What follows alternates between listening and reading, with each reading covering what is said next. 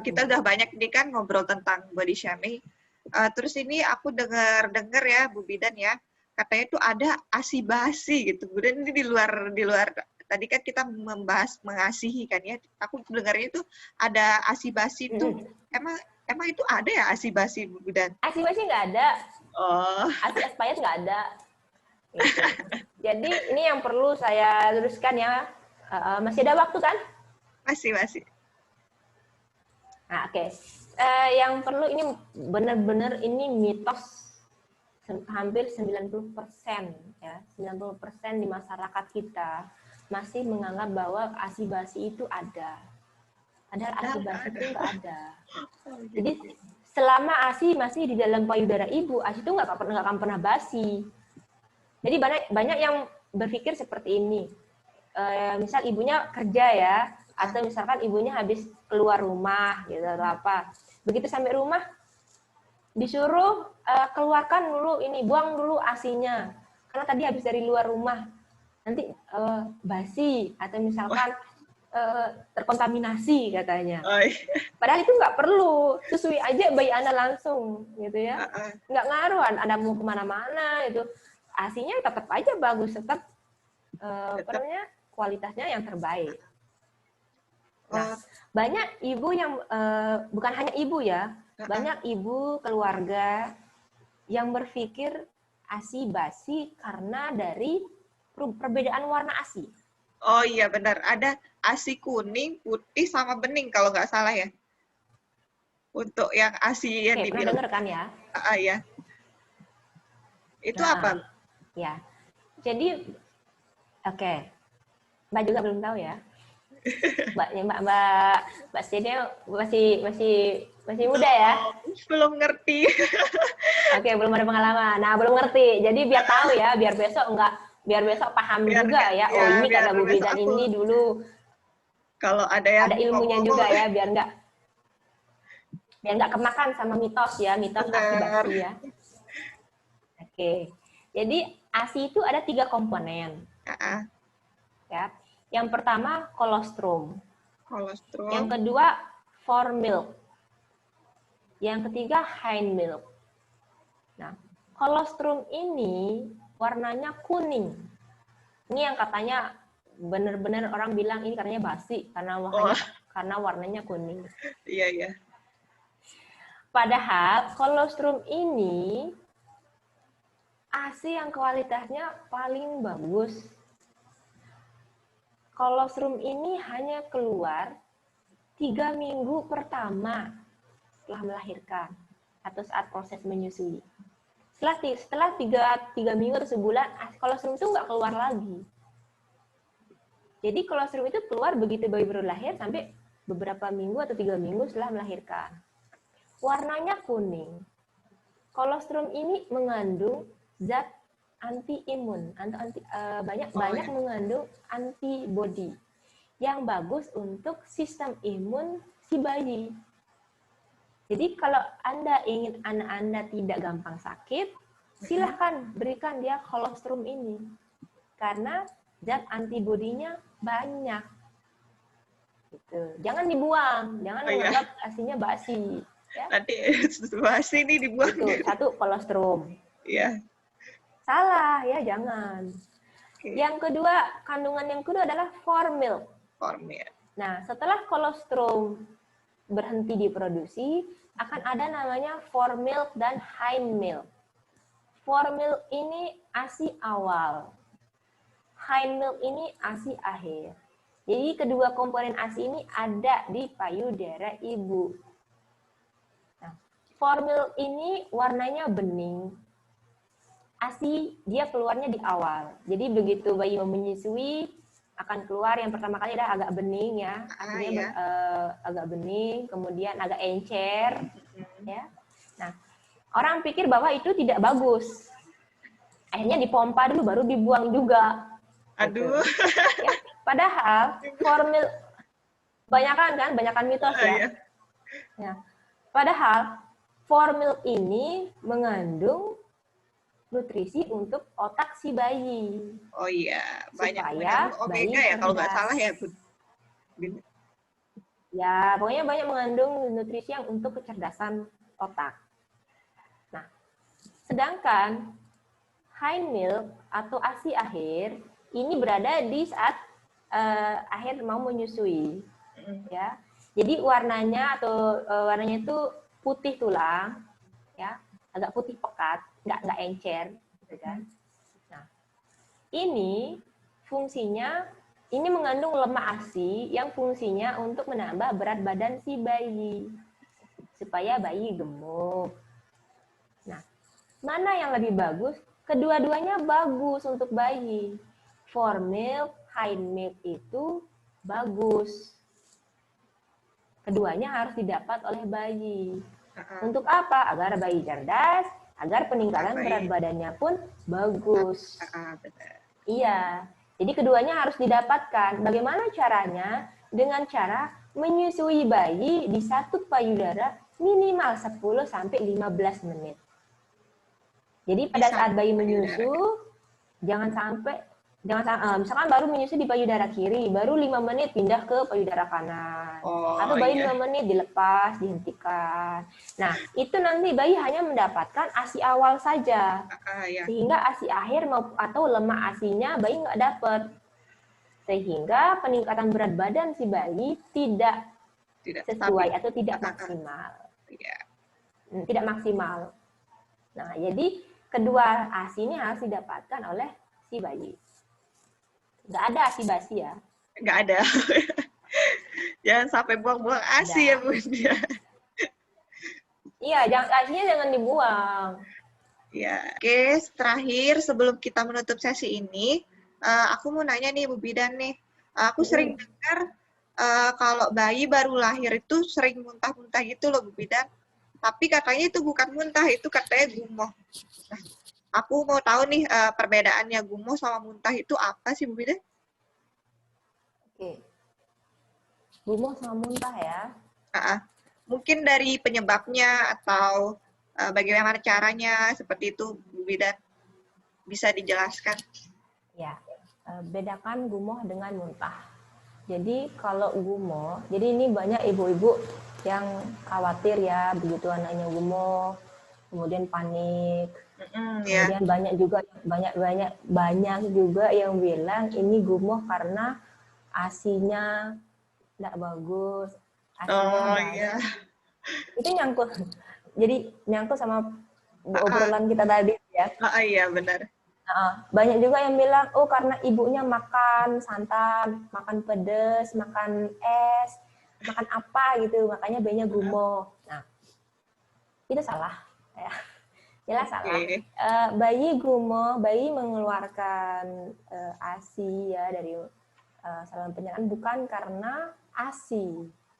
Ya, jadi ibu-ibu dipahami dengan betul ASI tidak sejahat itu kok ya. ASI tidak akan membuat bayi sakit gitu ya. Jadi meskipun ibu makan apapun bukan itu penyebab bayi mengalami gumoh. Bukan karena makan minum es atau makan santan gitu ya. Tapi perlu diperhatikan. Bayi mengalami gumoh karena gumoh adalah keluarnya cairan dari sistem pencernaan bayi ya yang disebabkan karena satu salur lambung bayi masih kecil sedangkan ASI yang masuk itu banyak. Ya. Jadi perkembangan lambung bayi itu dari besar lambungnya ya dari baru lahir sebesar kelereng, kemudian begitu 1 bulanan besarnya seperti telur ayam kampung ya kan kecil ya. Sedangkan ASI yang masuk itu banyak, bisa sekali menyusu tuh bisa sampai 150 bahkan 200 mili. Tuh. Nah, gumoh selain karena disebabkan lambung bayi masih kecil, juga karena pada saat usia baru 0 sampai 5 bulan ya, sistem pencernaan bayi belum berfungsi sempurna. Jadi ada katup di antara katup di lambung bayi yang belum bisa menutup dan membuka secara otomatis. Nah, Kapan dia berfungsi? Nanti pada saat usia bayi di atas 5 atau 6 bulan. Jadi gumoh bisa dialami bayi dari baru lahir sampai usianya 5 atau 6 bulan. Jadi ibu tidak perlu khawatir kalau selama itu bayi sesekali mengalami gumoh. Ya. Nah, penyebab gumoh lainnya juga yang ketiga, tadi udah ya, yang pertama karena lambungnya masih kecil, kedua karena kedua sistem katup di lambungnya belum berfungsi sempurna, yang ketiga karena masuknya udara melalui mulut bayi. Masuknya udara ini bisa karena ibu menggunakan DOT atau perlekatan pada saat menyusui yang salah. Jadi banyak bayi yang menyusu tapi salah perlekatannya. Jadi dia hanya gitu. Ya. Pada saat dia seperti itu, udara bisa masuk melalui sela. Ya, udara itu yang menyebabkan bayi mengalami gumoh. Gitu. Nah, bagaimana cara membedakan? Sedangkan muntah itu adalah biasa keluarnya isi perut yang disertai dengan tekanan dari otot perut. Nah, yang kedua, biasanya bayi mengalami muntah itu karena ada gangguan sistem pencernaan. Misalkan adanya infeksi, ya, entah itu infeksi bakteri atau penyakit lainnya. Nah, bagaimana cara membedakan antara gumoh dengan muntah? Kalau gumoh itu setelah bayi mengeluarkan isi atau asinya ya, bayi akan tenang. Ya, bayi akan tenang, kemudian tidak rewel. Kadang setelah gumoh pun bayi akan mau menyusu lagi. Sedangkan muntah, ketika bayi mengalami muntah, bayi akan biasanya lemas. Karena ada sesuatu, karena ada penyakit. Karena bayi mengalami sesuatu sakit, ya. Bayi akan lemas, biasanya disertai dengan dehidrasi atau demam. Dan mengalami penurunan berat badan. Sedangkan gumoh, meskipun bayi gumoh setiap hari, ya, peningkatan berat badan anak akan tetap. Atau misalkan tidak ada gangguan terhadap peningkatan berat badan anak. Jadi ibu tidak perlu khawatir, misalkan bayi setiap hari gumoh, tapi pada saat 1 bulan penimbangan, berat badan anak misalkan naik minimal 8 on atau 1 kilo dan selebihnya. Ibu tidak perlu khawatir. Itu bedanya antara gumoh dengan muntah. Iya. Terus Bu Bidan gimana cara mengatasi gumoh ini supaya ibu itu jangan khawatir lagi gitu. Nanti hal-hal ini kan biasanya mungkin ada ibu yang sulit membedakan gitu, supaya mereka itu jangan khawatir apakah dia harus ke dokter kah atau harus mengkonsumsi sesuatu kah, seperti itu Bu Bidan? Nggak perlu. Kalau gumoh itu tidak perlu obat, gumoh itu tidak perlu ibu konsumsi apa-apa, karena gumoh itu hal yang wajar. Hampir semua bayi mengalami gumoh. Ya. Nah, kapan ibu harus ke dokter periksa atau ke petugas kesehatan jika peningkatan berat badan anak tidak naik dengan maksimal, atau jika bayi setelah dia muntah atau setelah dia mengeluarkan isi perutnya, bayi lemas, ya, kemudian dehidrasi, demam, segera bawa periksa. Tapi gumoh, misalkan begitu, jadi ibu harus bisa membedakan dulu ya, mana yang gumoh, mana yang muntah. Jadi kalau gumohnya misalkan keluar sedikit, begitu selesai menyusu keluar sedikit, ya udah, berarti itu hanya gumoh. Kemudian berat badan anak setiap bulan naik, berarti ibu tidak perlu khawatir dengan gumohnya. Nah, cara mengurangi ya, minimalisir gumoh gumoh pada bayi ada. Jadi setelah menyusui, taruh bayi di pundak, ditepuk-tepuk sampai bayi bersendawa, mengeluarkan udara. Pundak sampai dia kayak sendawa ya? Bersendawa. Atau sering-sering tengkurapkan bayinya. Jadi pada saat selesai mandi gitu kan, mandi pagi atau mandi sore, kemudian pas mau pakai baju, silahkan ajari atau tengkurapkan bayi Anda ya. Ini untuk minimalisir terjadinya gumoh. Berarti untuk moms nih jangan khawatir lagi jika bayinya muntah, tapi itu bukan penyakit ya, itu namanya gumoh. Ya, jadi gumoh itu bukan penyakit. Oh iya, itu hal yang wajar. Ya. Tapi tadi seperti yang sudah saja. Hal yang wajar pada bayi baru lahir 0 sampai 4 sampai 6 bulan. Nah, kalau emang udah muntah gitu berarti misalnya sampai kayak Bu Bidan bilang sampai lemas, sampai dia juga dehidrasi dan demam, itu berarti harus dibawa ke dokter langsung, Moms ya? Bu Bidan ya? Iya, langsung segera ke pelayanan kesehatan terdekat. Misalkan bayi ibu mengeluarkan isi perutnya, misalkan ibu kan nggak bisa ya bedakan mana gumoh, mana sih keluar isi yang dimasuk gumoh atau muntah. Nah, lihat ciri-cirinya dengan cara bayinya lemas atau enggak.